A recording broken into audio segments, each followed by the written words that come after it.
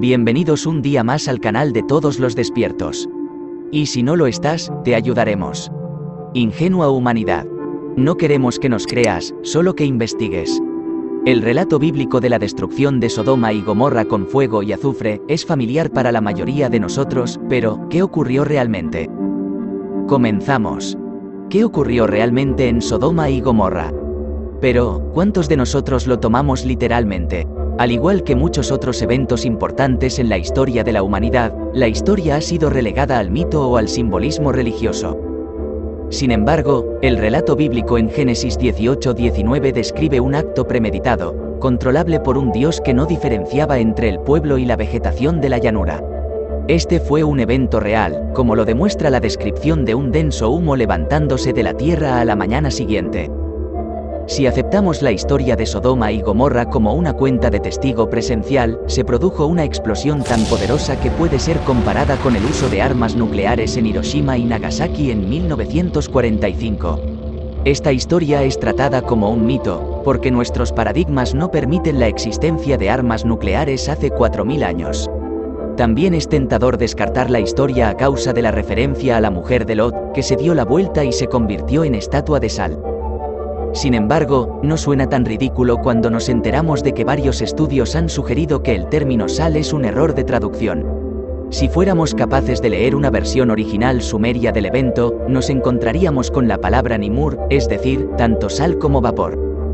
Así, la mujer de Lot pudo haberse convertido en un pilar de vapor. Varios textos antiguos han sido ahora descubiertos, en paralelos con el relato bíblico, pero anteriores al mismo. Estas cuentas proporcionan detalles adicionales de fondo que hacen falta en el Antiguo Testamento. Uno de los primeros textos sumerios claramente paralelo a la destrucción bíblica de las malvadas ciudades por fuego y azufre.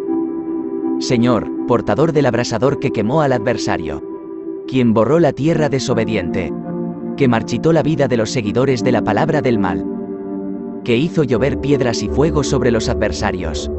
¿Quiénes eran los adversarios desobedientes, y qué era el viento malvado que siguió? El significado completo del incidente Sodoma y Gomorra fue revelado en un estudio detallado por Zecharia Sitchin en 1985. Los antecedentes de Sodoma y Gomorra fue una acalorada discusión sobre el derecho del dios Marduk de volver a su ciudad, Babilonia, y asumir la supremacía sobre los dioses. Mientras el padre de Marduk, Enki, defendió los derechos de su hijo primogénito, los otros dioses se opusieron amargamente, por razones que se aclararán en su momento. Un dios, llamado Erra, se comprometió a utilizar fuerza contra Marduk. Un texto largo conocido como la Epopeya de Erra describe lo que ocurrió después, cuando un furioso Erra salió del consejo de los dioses con una desafiante promesa. Las tierras voy a destruir, en un basurero las convertiré, las ciudades agitaré, a la desolación los enviaré, las montañas aplastaré, sus animales haré desaparecer, los mares voy a agitar, aquello que abunda en ellos lo haré diezmar, las personas haré desaparecer, sus almas convertiré al vapor, ninguno será salvado. Los dioses, encerrados en disputa, le pidieron a Anu resolver el conflicto. Anu acordó el uso de 7 poderosas armas para atacar a Marduk, pero Gibil, hermano de Marduk, le advirtió del plan de Erra. Esos 7, en la montaña permanecen, en una cavidad dentro de la tierra habitan. Desde este lugar con una brillantez saldrán corriendo, desde la tierra al cielo, vestidos con terror. Un dios llamado Ishum, que significa abrasador, fue entonces nombrado para unirse a Erra en el mundo inferior, África, para reunir armas y entregarlas a sus objetivos. Zecharia Sitchin ha identificado a este dios como Ninurta. Como hijo de Enlil por su media hermana Niñarsag, Ninurta era el rival directo de Marduk, hijo de Enki. En cuanto a Erra, no hay duda de que este dios era Nergal, un dios que fue referido a menudo en los textos antiguos como el rey furioso, el violento y deliberadamente el que arde, un dios de la guerra y caza y un portador de la peste. Fue Erra, Nergal, el amargado y celoso hermano de Marduk, quien asumió el papel más agresivo, prometiendo destruir no solo a Marduk y sus partidarios, sino también a su hijo Nabu. Erra sugirió que las armas fueran usadas contra las ciudades de Sodoma y Gomorra, donde se cree que se escondían Marduk y su hijo Nabu, y, por razones que más tarde se harían en claro, contra el propio centro espacial de Sinaí. De ciudad en ciudad enviaré a un emisario, Arma, el hijo, la semilla de su padre, no escapará, y su madre cesará su risa. Al lugar de los dioses, acceso no podrá tener, el lugar desde donde los grandes ascienden conmocionaré. Ninurta trató de calmar a Erra con palabras casi idénticas a las utilizadas por Abraham con Dios en el relato bíblico. Valiente Erra, tú, ¿el justo destruirás junto con los injustos? ¿Destruirás a aquellos que han contra ti pecado junto con aquellos que en tu contra no han pecado? Después de haber acordado un plan, los dioses entonces llevaron a cabo el devastador ataque, Ishum al centro espacial y Erra a Sodoma y Gomorra. Ishum al monte más supremo fijó su curso, y los impresionantes 7, sin paralelo, lo seguían atrás. En el monte del más supremo el héroe llegó, levantó su mano y el monte fue aplastado. La llanura de la montaña más suprema él entonces borró, en sus bosques no quedó ni un solo tronco de pie. Entonces, emulando a Ishum, Erra siguió el camino del rey. Las ciudades remató, a la desolación las volcó. En las montañas causó la hambruna, sus animales hizo perecer. Los textos que Dorlaomer confirman los detalles de la epopeya de Erra y resumen la destrucción. Aquel que abrasa con fuego, y aquel del viento malvado, conjuntamente ejecutaron su maldad. Los dos hicieron huir a los dioses, les hicieron huir del abrasador. Aquello que levantado y lanzado hacia Anu hicieron marchitar, su rostro hicieron desvanecerse, su lugar desolaron. De acuerdo con la epopeya de Erra, el ataque de Erra no solo destruyó las ciudades malvadas de Sodoma y Gomorra, sino que también creó el mar muerto como lo conocemos hoy en día. Él buscó a través del mar, su integridad dividió. Aquello que vivía en él, incluso los cocodrilos, hizo marchitar, cuando el fuego quemó los animales, hizo que sus granos se volvieran polvo.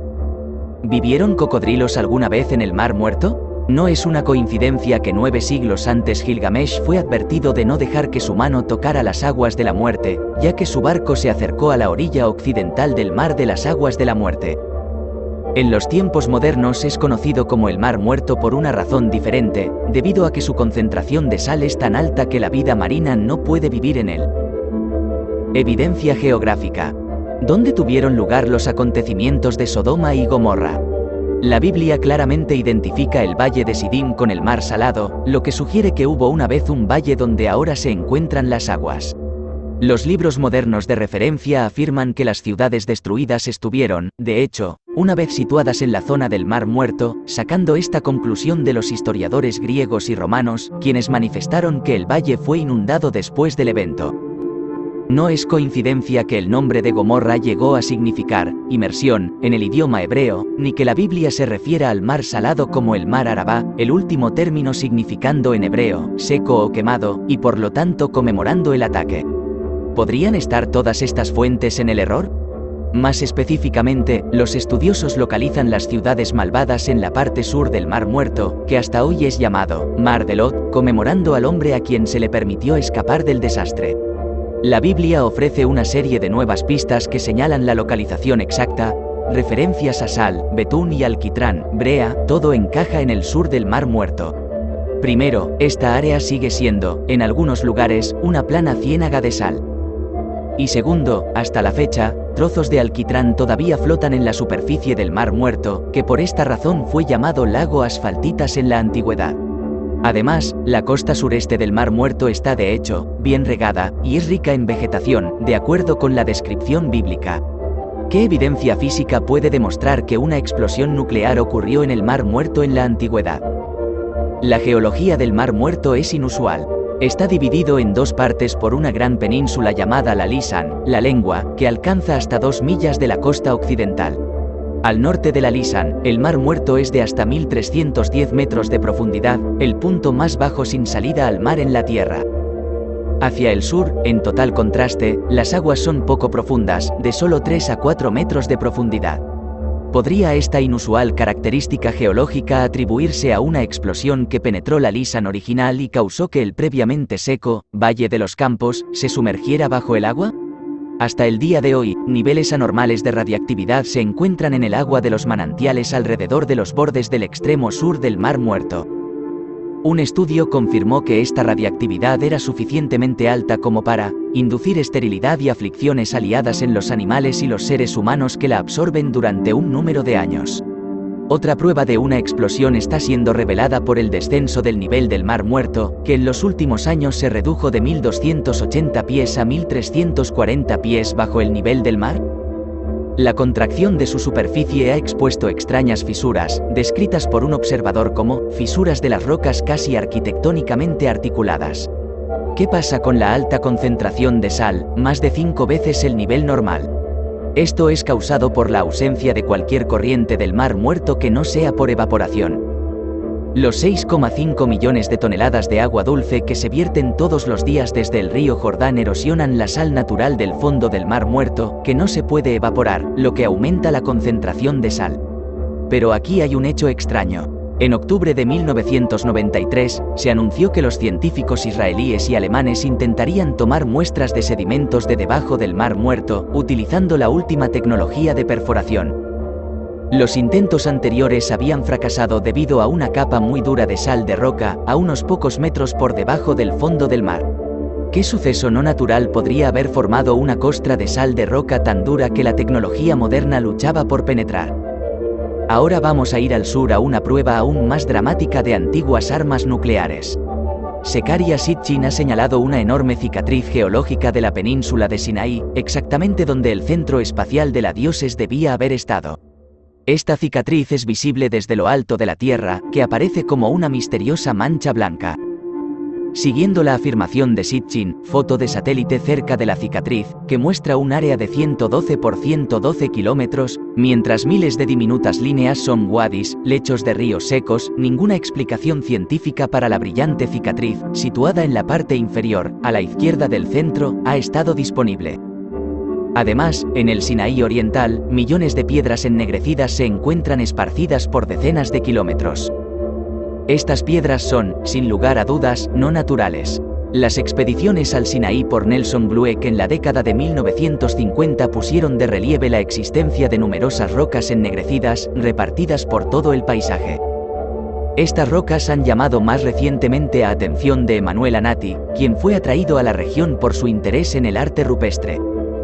Siguiendo a su primera expedición en 1955, Anati realizó varios viajes de campo al sitio de Ar Qarqom, Jebel Idey, una montaña sagrada del tercer milenio antes de Cristo.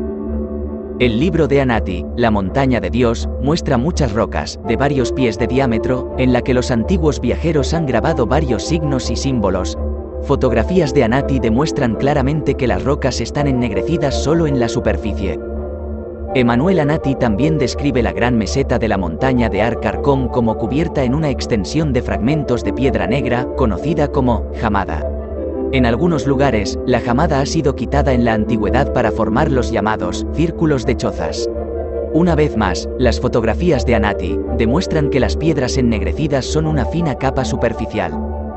La tierra debajo es una superficie dura de color marrón claro, que desde el aire refleja la luz del sol para crear la apariencia de brillantes manchas blancas. ¿Qué dicen los geólogos sobre las rocas ennegrecidas en el Sinaí? Admiten que se parecen a la roca volcánica, y sin embargo, esto no puede ser así, ya que no hay volcanes en ningún lugar cerca de la península del Sinaí. Estas piedras son una anomalía, una imposibilidad que no puede ser explicada por la ciencia convencional. Debido a la supuesta imposibilidad de las armas nucleares hace 4000 años, el debate va más allá. Pero no se puede negar que las rocas negras carbonizadas están allí, en el Sinaí, como esta también es la enorme cicatriz. La única explicación posible es la proporcionada por Zecharia Sitchin, una explosión no natural. En este contexto, todo comienza a tener sentido. La incontrovertible evidencia física no hace más que confirmar la fiabilidad de la epopeya de Erra, pero también la fiabilidad de toda la otra evidencia en el capítulo 8, que identificó al Sinaí como la ubicación geográfica del centro espacial. Cronológicamente, la destrucción del centro espacial, Sodoma y Gomorra y la caída de Sumer pueden ser vinculados al 2000 a.C., la época de Abraham.